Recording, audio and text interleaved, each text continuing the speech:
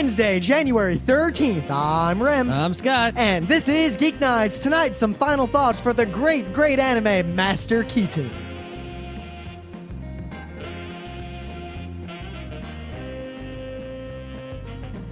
Let's do this.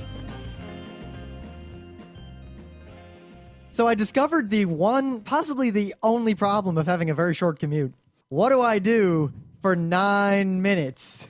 Well, you can... I was playing Advance Wars every day, but I've asked everything but 3, so I think I'm done with that. I have a podcast that is very short. You know, it's like the ESPN sportsy thing. So if I start playing it when I'm in my house, by the time I'm at work, it's over. You know, or by the time I'm sitting at my desk, it's pretty much over because it's like 20-something minutes. Yeah, I just haven't felt the, go get my headphone thing, stick them in the ear after I get on the subway or while I'm walking. You do it. I do it. I put them in while I'm in the house, and then I walk out the door. You see? Yeah. It's like I put on my headphones and I put on my coat, and then I push play. So it's... I considered that, but I don't know. It's tired, early morning. So I realized the best solution for me right now, I looked at that gigantic pile of manga that I had, but I never saw in the old house because it was just kind of in boxes out of the way. And I realized I have quite a large collection of Slayers manga. You're reading the Slayers? I'm reading the Slayers manga, the Lina and Naga Slayers manga. Mm-hmm. It's pretty great, actually, now that I'm finally reading it. It's basically the same as all the OAVs, only in manga form. It's really well drawn. I don't know. I'm digging it. I'm not going to review it or anything just yet, but it's pretty good, and I recommend you read it. Mr. Likes the Naga episodes more than the TV show, and I almost agree. That's right. I don't fully agree. Well, it's interesting that you are going back to something old because over the weekend, there was some Cowboy Bebop on a screen somewhere. Oh my God, I forgot about that. And so I was like, oh man, I'm done watching this here Master Keaton. Let me watch something else. And I was going to get a Cowboy Bebop disc. And I was like, yeah, And then I saw, some other discs in there, like the old 60s Astro Boy. And I was like, it's tough because... And then... I saw my Macross discs, and I was like, is it bad that we're rewatching things more rapidly than we're watching new things? It doesn't take that long to watch, especially since we have more time in the day. Even with rewatching, I'm still getting more done than I did with the commute. It is difficult, though, because I'll admit, we were out for that party in Flushing, and someone in the group hadn't seen Cowboy Bebop, so we put it on, and it was just there in the background, subtitled even. And, all I thought was, all right, I'll hang out. I don't really need to watch this again. I've seen these first 5 episodes in particular at least 60 or 70 times.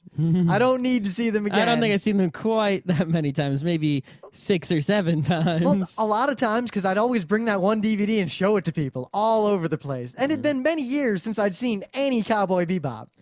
So it's on, and, I look at it, I'm like, all right, Cowboy Bebop, the show's awesome. And I ended up watching all 5 episodes wrapped because the show was, the show's great, but you kind of always forget just how great it is. That even watching it again and again and again, it's like Star Wars. Yeah. It is like Star Wars like that. Yeah. I don't know. I feel like I want to watch all of Cowboy Bebop again. I almost rewatched the whole thing back when, remember, because we bought the brick? Yep. And but I didn't make it all the way through because I started doing something else instead. See, luckily, Emily hasn't seen Ghost in the Shell Standalone Complex, so I'm rewatching that instead. That's almost on the same level. And Judith and Natalie haven't seen Escaflowne, so I'm going to rewatch that. Oh my God, I can't believe that. Yeah. What the hell? Well, remember, they had not seen Utena until recently. And for the listeners, these are 2 people who, if Utena was ever up someone's alley, it is their alley in many ways. I think the alley had their name on it when it was made. It's... Yeah, but Escaflowne, old anime, not watching new anime, not good. I don't know. What new anime you gonna watch? Michiko and Hachin is super awesome. I just haven't watched it. It's not new. Isn't that like a year old or more already? It's newer than Cowboy Bebop. Okay. Anything else going on? We just get to some news. Let's just get right into it. It's been a long time. So you'd think we haven't done an anime show since way back. I mean, we were on hiatus for half of December and we were skipping episodes. Yeah, there must be some anime news in all that time.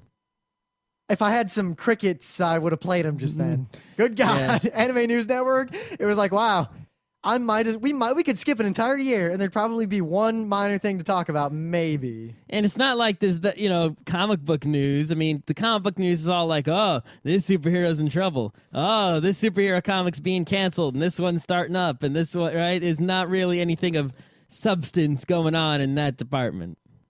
So, what kind of news do we have? Well, luckily, while there's no anime industry news to speak of, really, there is always American pseudo-meta side industry news. And remember way back when Katsucon exploded and all those staffers quit, and, Scott and I were staff at Katsucon, and we quit just because all the people we knew on the staff disappeared. Mm-hmm. The exact same thing, pretty much, has now happened to Anime Expo. Oh, snap. Anime Expo, the con I've never been to. I'm pretty sure it lied about being the largest anime con. Oh, clearly they And we lied. always, even though we never went to it, got a sense that it wasn't so great. Well, a number of our listeners would go, and the reports they'd send back basically came down along the lines of, it's really big and corporate, and you stand in long lines, and there's not that much to do. Yeah. But about 80% of the staff, some 400 people, according to Anime News Network, have resigned. Well, that's a lot. That's basically, as far as I'm concerned, the entire convention. How can you replace those people? They can't. There's When no is way. the convention? I don't even know when. It's sometime in the summer, Less than right? a year away. Yeah. A lot less than a year away. But I realized something because the dispute came down to, much like Katsucon, there's multiple executive or decision-making bodies. And there's basically the convention arm and the kind of company arm.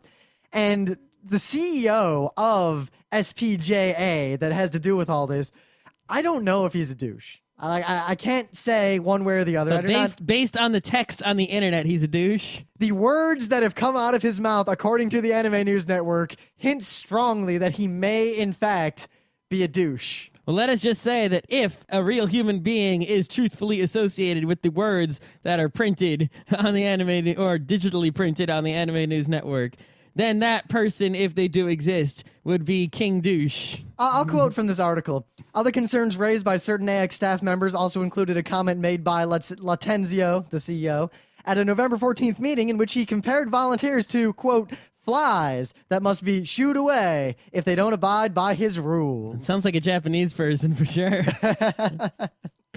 Part of the dispute had to do with the fact that apparently he flew business class to Japan at the convention or the company's expense. Well, was it for a trip to go do something for the convention? I'd assume so. So what's wrong with that? Well, apparently no one had ever done that business class for the convention before. No. Was the convention poor? I mean, if the convention's got a lot of money, you should be going business class.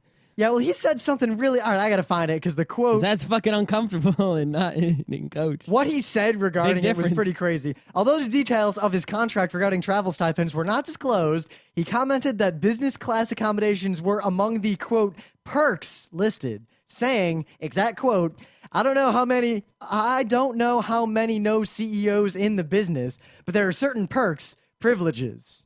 He added that before we plan, blah, blah, blah, blah, blah.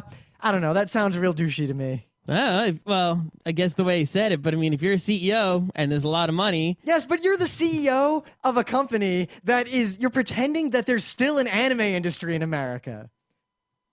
Well, if you got... I guess technically there is. Yeah, they are it. They make all this money from this convention. See, that's the thing. The conventions really have to realize that the way to make money off of anime in America right now is not to actually do anything with the anime, but to deal with the meta industry, the fans, the punk kids who want to hang out, maybe the schlocky merch. Yeah. The thing about volunteers, though, is a pretty bad... Well, I realized, look at this. Katsucon and Anime Expo had the same problem. There was a dispute at the high level, right? And then a small number of high-level staffers said, you know what? Fuck this, and quit. And as a result, everyone under them also quit. And I think I'm gonna pull a classic rim. It's an ancient Rome situation. The soldiers were not loyal to the convention. They were loyal to the idea of conventions, particularly staffing them, and they were loyal to their generals. They weren't loyal to the empire. That's right. You see, the problem is that people don't really think about organizational structure. They sort of defaultly fall into a hierarchy, not because a hierarchy is some sort of natural thing, but because, just that's like if you don't think, people just make hierarchies because that's what our society teaches you to make. It's always about, who's in charge. We live in a democratic society. There's a hierarchy from president on down. It's a federal structure. People are used to federal structure. Most organizations have a federal hierarchical structure. Thus, that's the kind of structure people make without even, if they don't actually put in the extra effort to actually think about doing some other sort of structure. And therefore, when you have this hierarchy, right, like at an anime convention, you get some sort of board of generals at the top, and everyone else sort of falls off in branches from the side. Well, also, and the result is that the branches don't mesh very well. Also, think about the kinds of people who staff anime conventions as opposed to other, generally fan conventions, really. They're mostly people who do it because they love doing it. Like, they enjoy being staff. Kind of like how there's the Artist Alley people or the gaming room people. These are the people who basically their con experience, what they enjoy is being staff, being like the overworked guy who puts in like 20, 40 hours of work, and they're all like all their friends do the convention. Would you do all that work if your friends weren't going to be at the convention staffing with you? It's real easy to have this situation where if a few people quit a staff of a big anime con, suddenly everyone starts quitting. It's like a snowball that only happens if people aren't actually loyal to the convention itself. They're just loyal to their friends, to the idea of conventions, to all that. And it's really endemic in anime cons, I think, because most anime cons treat their staff like shit. I'm not even going to try to sugarcoat it. They treat their staff like garbage. And it's so hard to become staff at a lot of these larger conventions. I mean, you have to be a gopher first. And if you're okay, if you can gopher really, really well for like 3 years, we'll let you be the guy in the staff who hands out badges on Thursday. Yeah. And not only do they treat the staff poorly, but they really don't appreciate the staff, and the staff, right, will always complain that they're underappreciated. Like, oh, I do all this hard work and nobody cares. Right, but meanwhile at PAX, they're like, what's the first thing they said at closing ceremonies? We couldn't have done this without all of you who took it upon yourselves to take up the black for us. Yeah. And then remember back at Otakon after the interesting comments about volunteers in the feedback session, and then Aaron Clark said, quoting exactly from his post in the forum, "Gophering is not supposed to be fun. You're put where you're put. If you don't like it, don't do it. It's as simple as that. If working in the same department all weekend is undesirable to you, I wouldn't recommend becoming a staffer." Yeah, that's why you're short on staff, because you're telling people not to. Now, he recanted that statement later, but it tells that it was even said in the first place. I mean, I hate to keep using PAX as the example, but look at PAX. Because it's the only convention we've been to that's doing it right. Look at PAX. Where else have we gone that's done it right? Every other place, right, other than PAX that we've been to, at least, right? I'm sure. One exception: the New York Anime Festival they tried as well as they could. They called them heroes, and the heroes all looked like they were having fun. Yeah. But every other place is either, they treat them like poop and they're volunteers, or say the baseball stadium, they're all employees. All the vendors that walk around selling cotton candy get paid, so they don't need to be treated well because they get money. So we'll see what happens. I predict that this convention, Anime Expo, this year is going to be an enormous clusterfuck. I don't think it'll happen. I think it's going to happen, and I think it's going to be a disaster, and that might be the end of it. Maybe. Meanwhile, we have it on good authority that Katsucon, which had all of these similar troubles a while ago, and then basically it's been radio silent since then. They've ignored. I've emailed everyone that I used to know and all the email addresses. No one's responded. But someone... Probably none of them work there anymore. Someone, as yet, I guess to be unnamed, told us that basically they don't have a schedule yet. Isn't the con in February? Yeah. Isn't it January? Yeah. Yeah. We're panel staff for Kineticon. We've already started scheduling panels. Yeah, that's in August. Yeah. Yeah.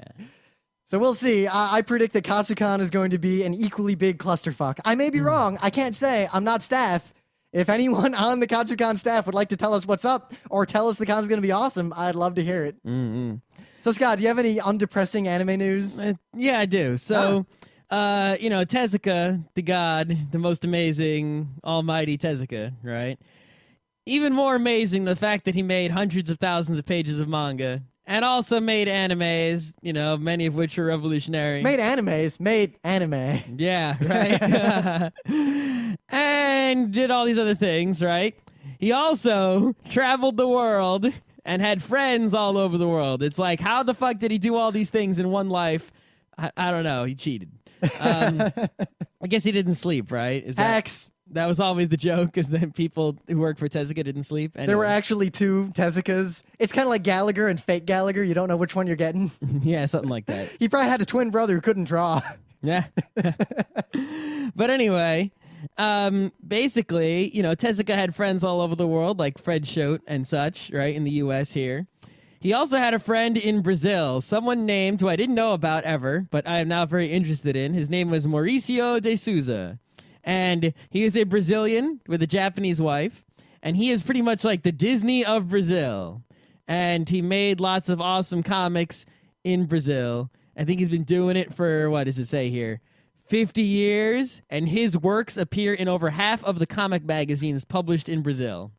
So that's a pretty amazing person right there. I definitely have to go check out his comics, find if any are in English and such. But anyway, he was friends with Tezuka, very good friends with him. They often, met when they were traveling and such. And it says here on the A9 News Network that they were going to create an adventure movie about world peace with Astro Boy and Princess Knight characters alongside D'Souza's characters. That sounds a lot like what happened with Giant Robo, basically, if you think about it. So they drafted these plans, but then Tezuka died because while being omnipotent and omniscient, he was Is your not, news that this is going to come to fruition he in was some not- form? He was not immortal. But now, D'Souza says, at long last, I am fulfilling our promise. So he's going to make this happen, even though it didn't happen before. It's gonna wow. It's going to happen now. I'm excited about that. Now I'm going to check it out for sure. So yeah, he met up with Tezuka Productions, and he was like, can we make this happen? And they're like, all right, you were friends with Tezuka, so yes, we can make this happen.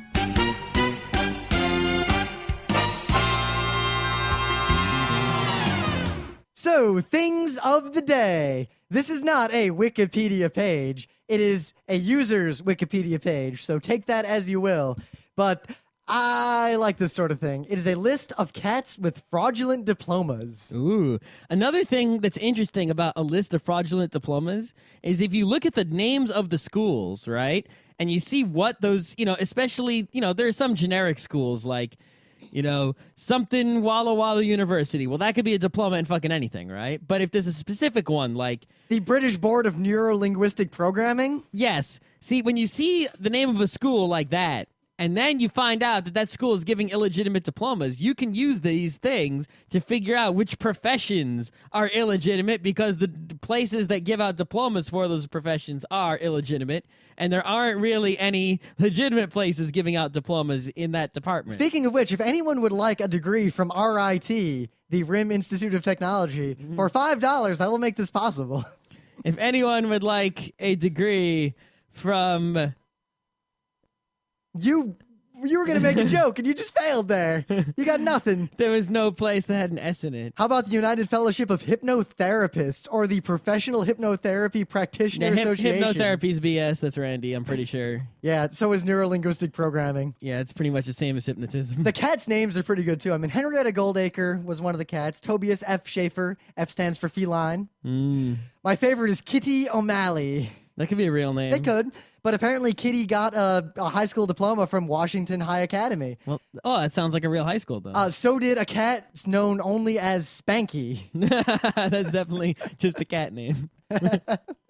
This seems to be a pretty good way to go after these bad institutions. I think I'm actually going to go. See, the question is, right, these mail-order diplomas. What if you get them for fun? And Well, how much do they cost? Are these places making big bank? I don't know. Because if it's cheap, I'll be Dr. Scott. I don't give a shit if it's fake. As long as I can call myself Dr. All right, here's Scott. a quote. Colby Nolan, who is a house cat who got an MBA from Trinity Southern. I need one of those. Colby Nolan belonged to a deputy attorney general. In looking to expose Trinity Southern University for fraud, some undercover agents had the then 6-year-old Colby Nolan obtain a bachelor's degree in business administration for $299. That's too much money. On the cat's application, Let's start a fake university, and everyone will pay us $300 for paper. Let me finish. On the cat's application, the agents claimed that the cat had previously taken courses at a community college, worked at a fast food restaurant, babysat, and maintained a newspaper route. The school then informed Colby that due to his job experience on the application, he was eligible for an executive MBA for only $100 more. Ah. The cat got a 3.5 GPA. So who actually did it actually have to do any courses? Correspondence courses or anything? I don't think so. But it's $300. Why don't we set up a fake phony university? Why even make it fake? Just make a real university that's not accredited and just not claim we're accredited. It's not even fraud. Oh. Let's do it. It's not fraud at all. I can sell Diploma's $50. I can sell you I'll a go diploma. I'll go to Staples. I'll buy a stack of diploma paper. That costs less than $50. So as long as we get one customer, we're set.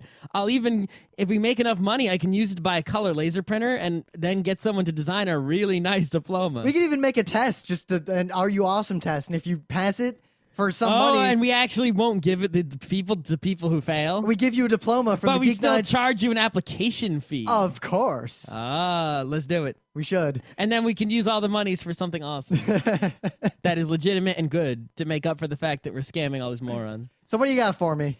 Oh, so I was reminded recently of this comic book that I thought I had, but I must have given it away. I only bought the first issue, and then I guess I don't have the first issue anymore, and I never got any other issues because I was waiting for the trade that never, ever appeared. But the comic, I believe we talked about in the show a long time ago, Rim, you may remember it, was called I Was Kidnapped by Lesbian Pirates from Outer Space. I really liked that comic. Yeah, but so I was like, why did the trade paperback never come out? So I searched on the Google, and it's a webcomic. So you can read it for free, which I'm going to do. And I actually have another webcomic, a double webcomic thing of the day.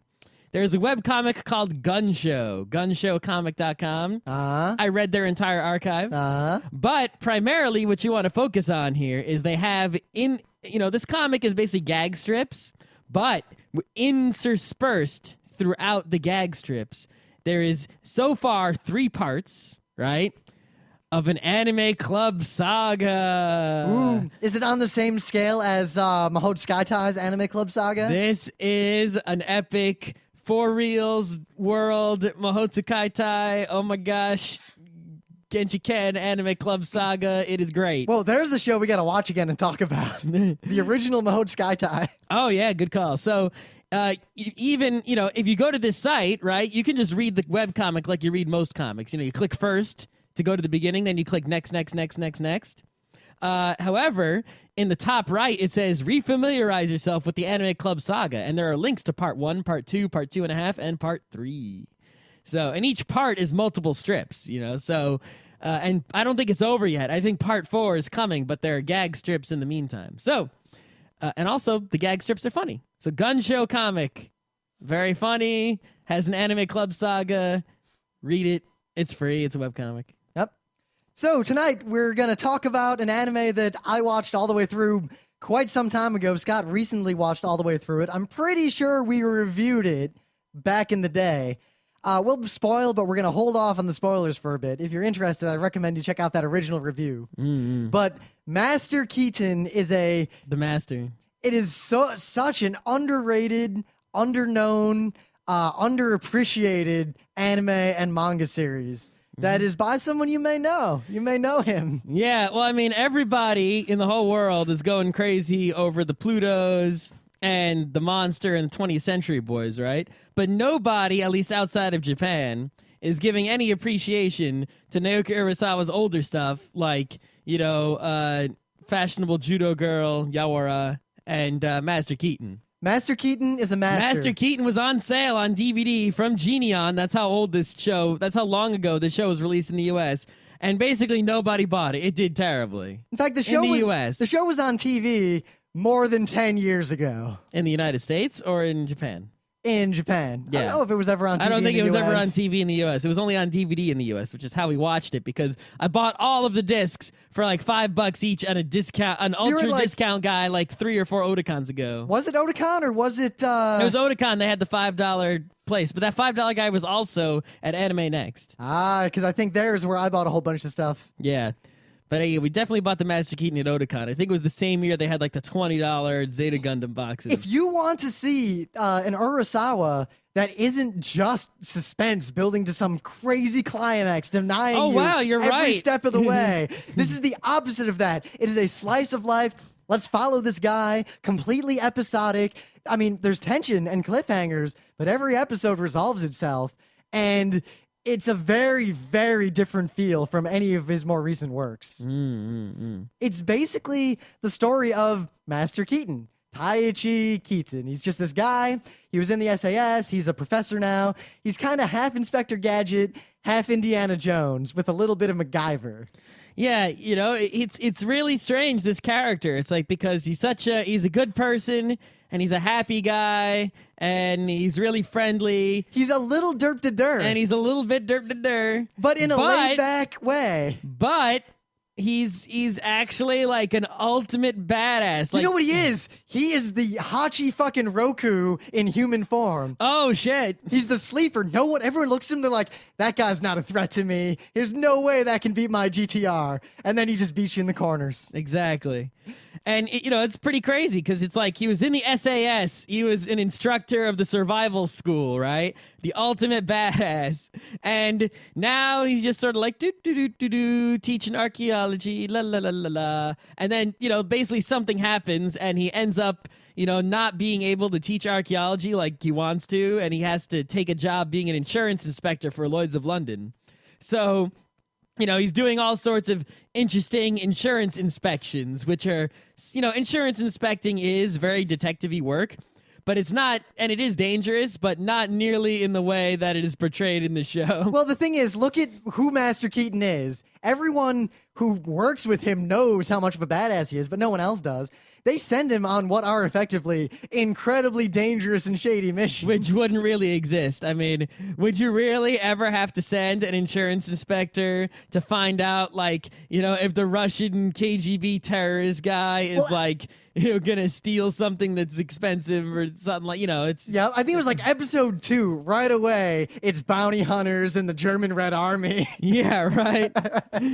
It's like, you know... But is he really going to have to go and find like some guy who's hiding out and, you know, from the police in order to like deliver him an insurance payment he's supposed to receive from, you know, someone who died? What's fun about watching the show, though, is that it's kind of this, like when we watch the old Horatio Hornblower series, there's a certain flow to every episode, and you wait for the Duke Togo moment where Duke Togo has sex with the girl, punches her in the face, shoots her, shoots someone else, and leaves. You know, you wait for it. In Master Keaton, the moment is... how much did the bad guy underestimate him by, and when is he going to find out that he underestimated Master Keaton? I know, right?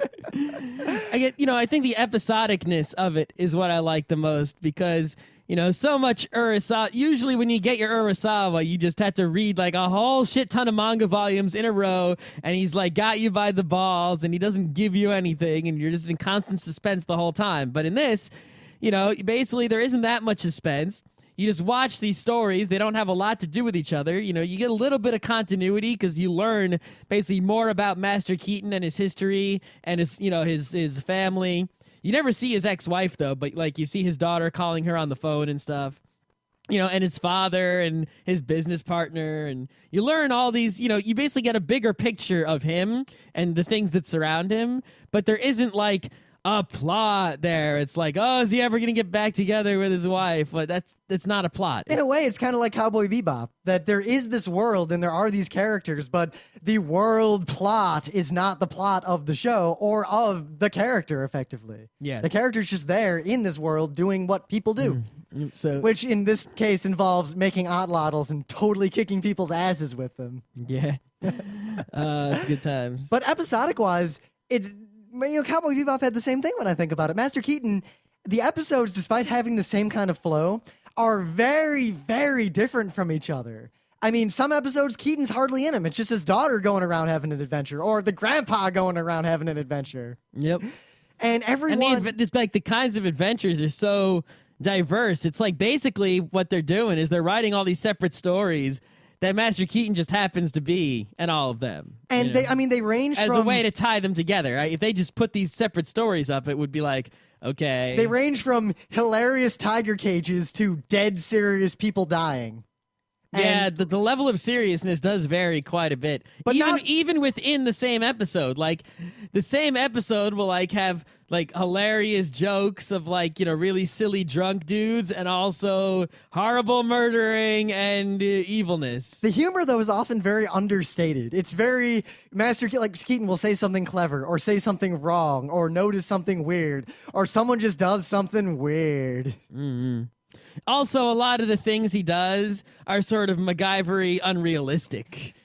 I would argue that Like they're all, there's a lot of things that are based in reality. I mean, it's not like supernatural, but it's basically like, yes, you could, do that, but, in all seriousness, that would not really be enough. I've read a lot of writings to the effect that many of the things he does are patently realistic. Like No, I'm saying they are real things. No, but, like, if you did those things, you would not, you would not be the ultimate badass. the thing he did with the dog, we'll get to the spoiler line in a little bit, is pretty much exactly by the book what you do in that situation. Here's an example, right? Like when he was with the painter who, was being forced to paint the forgeries. Oh, yeah, that was a good episode. He took like a light bulb and some other stuff, and he made like a friggin' grenade. It's like You can do that. It's like, yeah, you could do that, but if you did, would it really happen exactly that way, and you would get away, and the bad guy would be set on fire? Well, probably not. Actually, replacing the light bulb, like an incandescent bulb, in a room with one that's rigged to explode is an old, fairly common booby trap. No, I'm saying it would explode, but you would not be so fortuitous that it would explode in such a way that you would escape without being horribly burned, and only the bad guy would be burned. It depends. It would be more of a flash. Yeah, it just the truth of that mechanism is a real mechanism is correct. The actual occurrence and execution of that mechanism is not 100% in line with realism. Master Keaton would be long dead if this was real. Nah, in some of the episodes, but by the same token, in many of them, like the Outlaw, that's probably how it would have gone down. Maybe. Pistols aren't that accurate, especially in wind like that, against a moving target. No, but I mean, was he really going to be able to knock down that freaking arch, with the Outlaw? I mean, they did foreshadow. He was like, yeah, this keystone is loose, but throwing a little rock at it, even with an Outlaw, is not enough. Possibly, what I would argue there is that there are two factors going on. There's the realistic thing that is done, but then there is the fact that Keaton always ends up in a situation where there is the fortuitous luck that augments the situation that pushes him beyond just a normal person into kind of this legendary status. Kind of like Duke Togo. Duke, you couldn't really shoot people the way Duke Togo shoots people, but part of the show is There's nothing supernatural about it, but at the same time, it would never happen. The odds are low that Duke Togo could make all of those shots. He could have made one of them fortuitously, but the point of this, Master Keaton kind of makes a Duke Togo shot every episode, and any one of them would have been plausible. All of them not plausible. Maybe that's what's like awesome about these kind of things, right? Even Initial D has that, where there's nothing supernatural, right? It's not magic. No one's using magic. There's no spirits or gods or spells or there isn't even any technology that's futuristic or science fiction like time machines or laser guns or anything like that, right? It's all real stuff. I mean, this doesn't even take place in this century, right? Doesn't this take place in like the 80s or even older? I think it's the 80s, 90s. That's what it feels like. Yeah, so this is because definitely during the Cold War. So I think it's 80s ish, right? Or maybe no, it's just after the fall of the Berlin Wall. Ah, you're right. Because that's part of the story. So yeah, it's 90s, early 90s ish, right? Not counting obviously flashbacks. Yeah. So it's fairly modern times, but and nothing is supernatural. But even so, the amount of the luck factor makes it seem supernatural because these things go his way every single time. Even though he does, they'll make him take some damage, like you make James Bond take some damage, because he can't just, it'll look stupid if he walks out of there like completely shiny, even though there are all these bad guys shooting at him. Even Duke Togo gets cut. No, what are you talking about? Oh my God, that we were at the comic shop in the city and they have one of those awesome figures, but it's Duke Togo. And they always have like interchangeable facial expressions and all this stuff. Duke Togo has two facial expressions. One of them is him with no facial expression, and the other one has such a subtle sneer that you might not even realize it's different. Yeah. It also comes with a speech bubble with ellipses. Dot, in dot, it. dot, dot. Anyway, so before we spoil, this is the final thoughts episode. We're not going to talk is it about really? I didn't know Master that. Keaton again because we've reviewed this before. We're just kind of talking about it again, both of us having seen the whole show. If you have not seen Master Keaton, just go and get the first episode. I don't care how, and just watch it. And watch the opener. Because one, I just want to say, the opener to the show, I really like it. It's okay. It's just, it has the appropriate level of kind of slice of life mixed with this epic feeling. The music's good. yeah. I like it. It's okay. It's a good opener. It's not like, oh my gosh, opener for all time. I watched it every episode. I only watched it sometimes. I mostly skipped over it. That's how I was But able to finish it so quickly. Just watch the first episode. You will know after the first episode if you like Master Keaton or not. If you don't like that first episode, you'll hate Master Keaton. Every episode is like that. Yeah, the other thing is that you really, like, I was kind of, there is that slight connection between the episodes, so I didn't want to skip around, because I might miss something, but really, you can skip around to any episode except there's a two-parter. The last two episodes are a two-parter, so you have to watch those in order. But every other episode in the whole show, you can just watch it in any freaking order. It doesn't matter at all. So you can just ignore episode numbers entirely. There's really no continuity to speak of. Also, don't really marathon it. It's the kind of show where you're better off just whenever you feel like it, watch the next episode. Yep. And two, do not, it's okay to skip around. Don't fall into this trap. If you look at what the next episode is from the preview or the title and think, I probably won't like that episode, and try to skip to one with a good title, don't be fooled. You're going to miss some good episodes. Yeah. Every episode is pretty much of the same caliber. Yeah, pretty much. I mean, there's some episodes that sort of stand out as like better than the others a little bit. There's like the one where he's got the annoying old lady on the train. Oh, that's a good one. That one was okay, but The one with the bombs in the mall, I really like. yeah. But I like the ones with like was it Charlie, the other detective? Those are real good. I love Those are Charlie. those are like double good, Oh, there's the one where the mafia takes over the hotel and he's there with that old military guy. Oh, that's the hotel that's on the island, and they need the boat. And the punk kid's like, I got this, but the punk kid was stupid. The punk kid was stupid. That was such a great episode. Yeah, and the drunk old man was the secret badass, but you knew that all along. Yeah. The only thing about that episode I didn't like was like, even though he was the old man who was secretly badass, he kept grabbing that girl's ass, and then she actually liked him eventually. It's like, what? But if I tried that, it totally would not work. Oh, the wine I'll episode. go to jail. The wine episode was great only because of also the Ghost in the Shell wine episode. Yeah, I think they might have stolen it from the. I don't know. Yeah. I think that's just us, because Emily pointed this out. For some reason, like Ghost in the Shell, as an aside, has fan service on multiple levels. If you're into like futurism, like pop sci philosophy, science fiction kind of stuff, Ghost in the Shell is just fan service for you. If you're into butts, Ghost in the Shell has fan service for you in the form of the Major. If you're like me and Scott, the fan service for you in that show is actually Aramaki. Because I don't know why, but it's just us. I mean, look at him. He's a badass old guy. Togusa gives some good fan service. But Aramaki always does Tachikoma's. the immediate Astro Boy thing in every situation. Oh, that's right. He is Astro Boy. And the only time he doesn't is when he has a bigger Astro Boy waiting, and he doesn't want to spoil it. Watch out. Behind you, Pluto. It's Bora. All right, but I think we're going to have to skip to the spoiler line because I want to talk about what makes this show great. Basically, Master Keaton is a show that every episode is great, and there's kind of this vague thread about why is he called Master Keaton. And the answer to that is worth discussing, because I think the show is more than just an episodic slice of life MacGyver romp. I think it actually says something pretty meaningful. Well, So- actually, I found out, right, that the manga ended early because of a dispute between Urasawa and the other creator. Oh. So there may have eventually been, like, some sort of conclusion or something along those lines, but there never was because they stopped working on it. Ooh, snap. Snap, huh? If I ever am in a position to interview Urasawa, my only question is going to be, how would you have ended Master Keaton if no one could tell you otherwise? Yeah.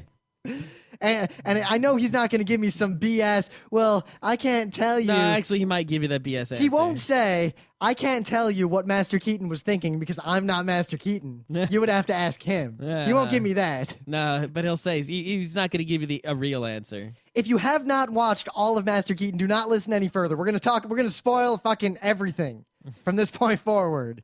So, last warning, go watch Master Keaton. You will like the show, I hope. He's the master. But he's not a professional. Nope.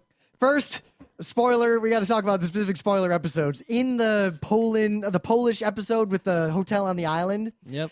the moment where he's basically the old man is like, yeah, I'm totally going to help you guys out. He punches the punk kid, and he's kind of just having wine with the guy, and they're sharing war stories. And then he's like, yeah, show me your gun. The guy pulls out the gun, points it right at him. He's like, the trick I would use if I was going to beat a guy like you would be to go like this. The guy's like, ha, that's funny. And then he doesn't let go. Yep. That, I cheered out loud when I watched that episode. That was pretty good. And then Master Keaton like busts in through the window, like right there. It was just too perfect. Yeah, when Master Keaton jumped through the window, that was like, it's basically Master Keaton's is a weird dude because, like, usually when you have a guy who's got mad skills at combat, right? Or combat, fighting or violence. And it's straight up. I mean, he was like a Master Chief or something. And he fought in the Falkland War, like straight up as special ops. Yeah, right? So whenever you have someone like that, they're usually portrayed as some sort of badass, right? Even if they're nice as opposed to like a hard ass, you get like a die-hard guy. He's nice. He just... You might get the I'm too old for this shit kind of guy. Yeah, you get the I'm too old for this shit. You never really get someone who's just like ultra nice and like Mr. Rogers jumping through the window and kicking you in the face. Yeah, a little derp to derp. You never derp to derp never kicks your ass, except in Master Keaton. That's right. So, when he doesn't really like violence. He doesn't resort to violence unless he absolutely has to. But when he has to, he just does it, and he just fucking kicks people's asses, even though he looks like he's totally unassuming. Yeah, and that's pretty much I think the dog episode is still one of my favorites. That's a good one. Because that trick, like straight up, even my mom, who, she's an expert in this thing, I showed her that episode and she's like, that is exactly what you should do. And that would work very, very well. Yep.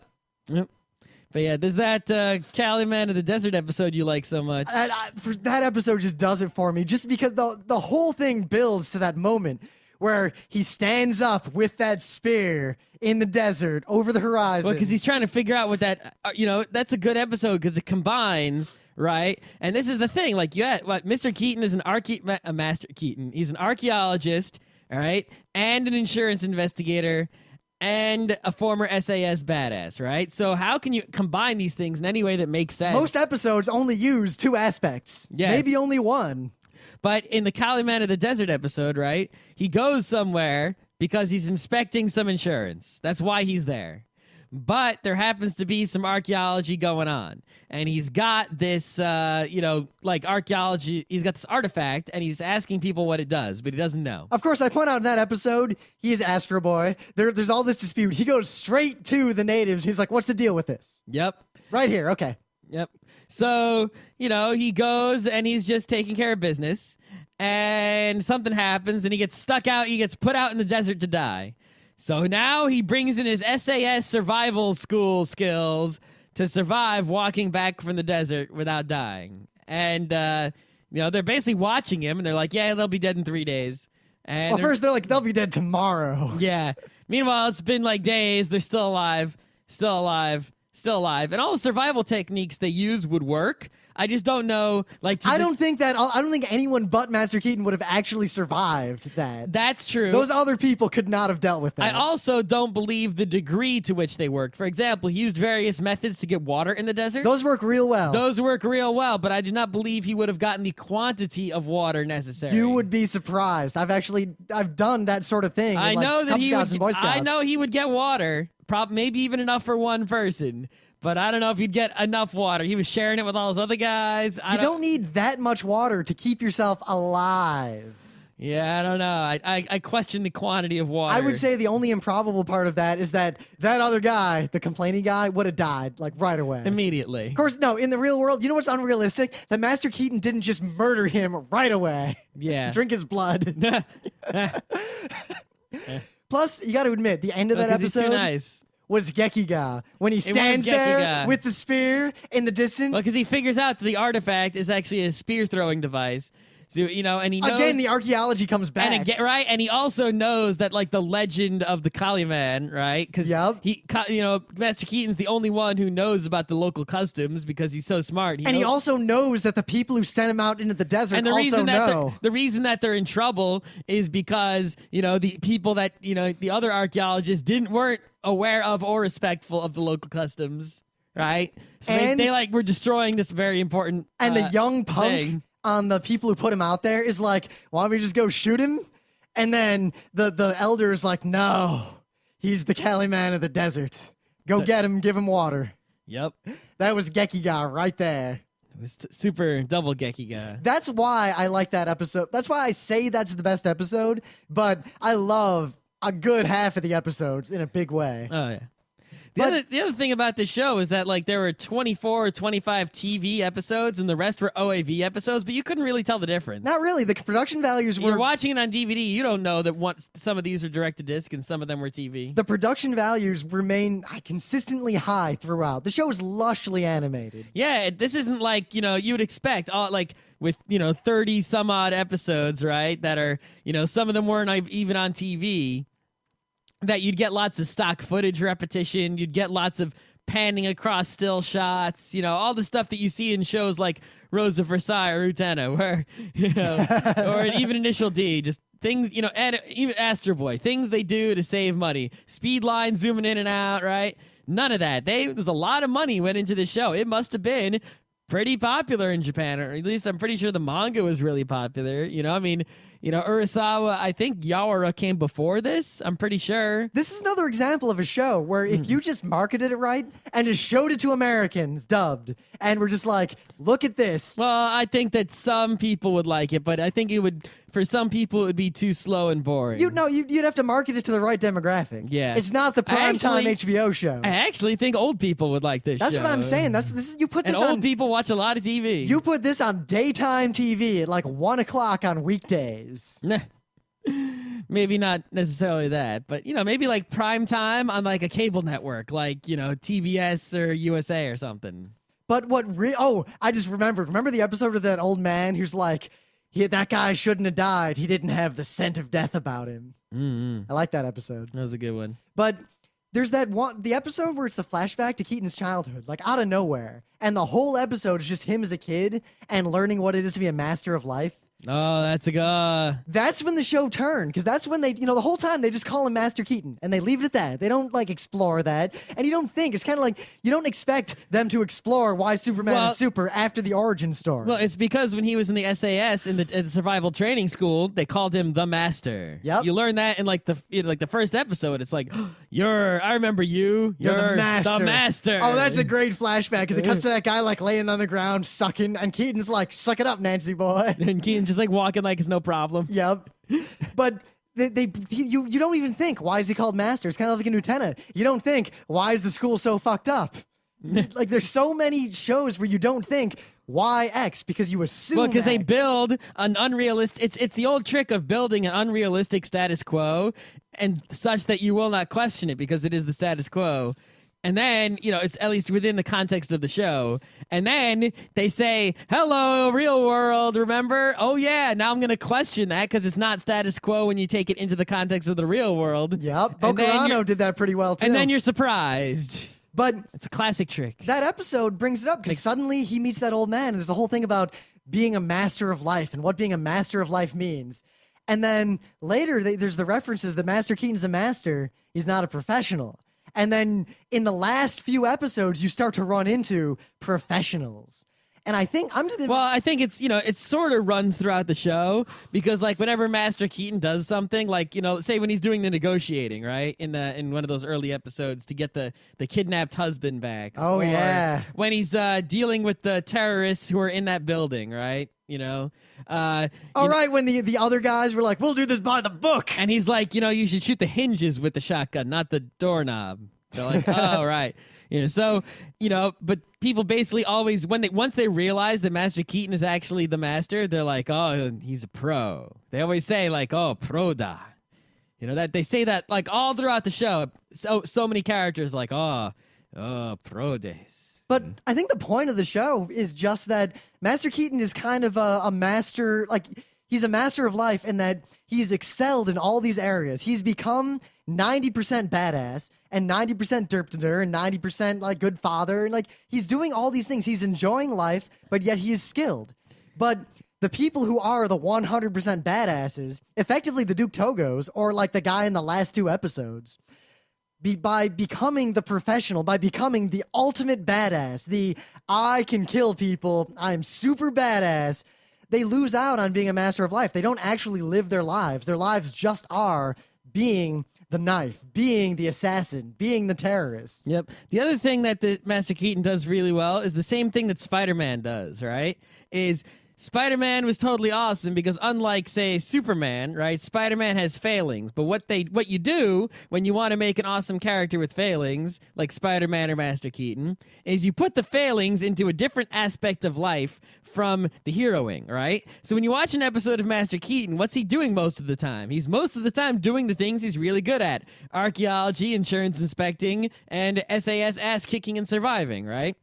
So then what they did is they said, okay, we need to make a show where the guy who's so badass, or manga, where he's so badass at all these things, but if that's all the show's about, it'll just be Duke Togo. So what do? We make every other aspect of his life sort of fail, right? He's failed at, his wife. He can't actually get an archaeology job, even though he's really good at archaeology. He's failing at all these things that don't actually matter in the show that much. Or even to his life. They just present them to you as a way to craft the character of Master Keaton, even though those things aren't part of the plot. So he's still an ultimate badass hero when it comes to the plot of any given episode, but his character is still, an actual normal human being you can relate to who has failings and such and such. Well, why is he a master of life? It's partly his outlook. I mean, he's derp-to-der in all these aspects, but he's happy. He's really, really, really happy when he succeeds and when he fails. And he really doesn't, he doesn't really get upset all that often. But look at the professionals in the show. Like, I think it's the first or second episode after Calamine of the Desert when the direct-to-DVD stuff starts,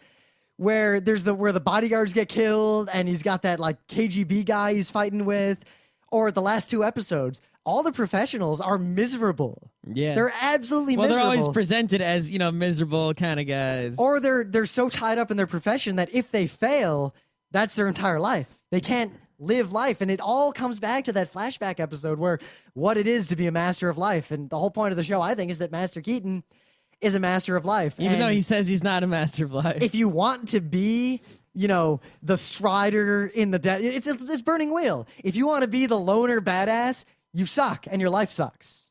You've got to be the cool guy with some flaws and some faults who just enjoys life. And yeah, Master Keaton. Yeah.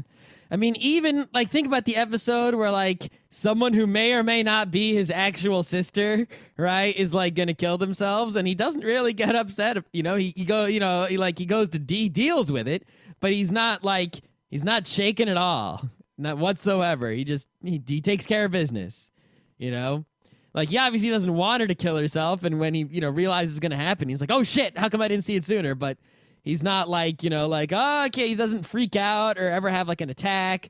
He doesn't really cry about anything unless it's like, just something that's sort of, a normal reason. He's very emotionally, like, totally under control, and usually has a pleasant and, bright demeanor, cheery demeanor. Remember the episode where there's the guy who wants to compose music again, but he can't because his dad isn't a bastard anymore, and Keaton has to make his dad be an asshole again? Yeah, right? See how quirky the show is? It ranges from, like, dead serious Russian guy on the run, like expert knife fighter, might kill Keaton, professional blah, blah, blah, to my dad's got to be an asshole or I can't compose music. Can you help me? Yeah. Make my dad be a jerk to me again so that I can, because that's the only thing that motivated me, was showing my dad that he sucks. So now that my dad's a homeless bum, right, who's got nothing in the world, I have no motivation anymore because I've won.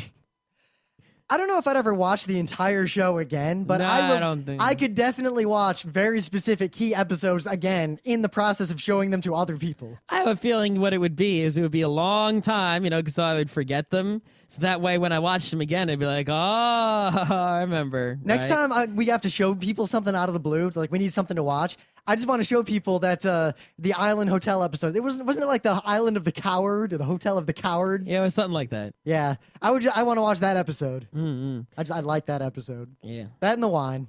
The thing is, right, is that there is a little bit of knowledge you need, right? Even though there's no continuity, there are certain episodes where it's like, Keaton is just there and then he's badass. And if you didn't watch an earlier episode, and all you need to know is that he was in the SAS and he was a badass. Episode 1 takes care of that. Just show people episode 1 and then any other episode. Exactly. But it's like if you didn't watch at least the episode 1 and know that Keaton was a badass, it'd be like you wouldn't believe. It's like it wouldn't. It's like watching Mr. Rogers and suddenly like a guy jumps through the window with a knife and Rogers stabs him and then continues with the show. You're like, what?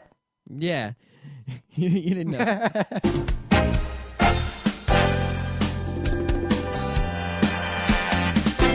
This has been Geeknights with Rim and Scott. Special thanks to DJ Pretzel for the opening music, Kat Lee for web design, and Brando K for the logos. Be sure to visit our website at frontrowcrew.com for show notes, discussion, news, and more. Remember, Geeknights is not 1, but 4 different shows. Sci-Tech Mondays, Gaming Tuesdays, Anime Comic Wednesdays, and Indiscriminate Thursdays. Geeknights is distributed under a Creative Commons Attribution 3.0 license. Geeknights is recorded live with no studio and no audience. But unlike those other late shows, it's actually recorded at night.